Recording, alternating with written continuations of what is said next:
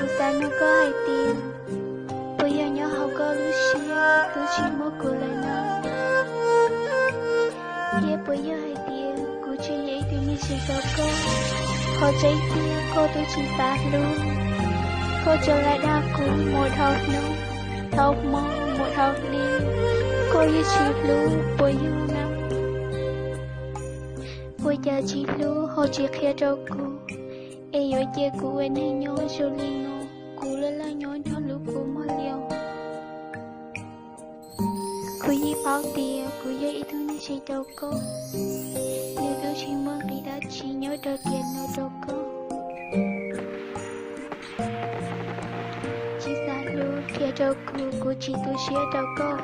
Cô yi bao tiền, cô có một tiền, sẽ hai tiền mấy nữa. Cô mua lại chê.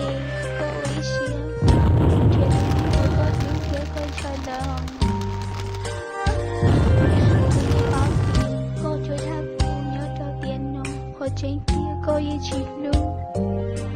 Từ lâu với hai tiếng cô tới chỉ biết con. Với hai tiếng cô tới chỉ biết con. Để có thể chỉ ta luôn.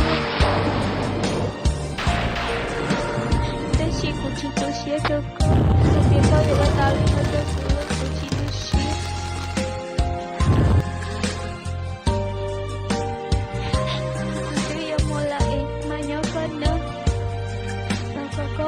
Dia tu ni kau lu, kan dia macam kau macam tahu tu ni, kau lu dia kau nyek nak je, kau chỉ thâu ở đâu ni tu sia ya, thì kau ở đâu cô.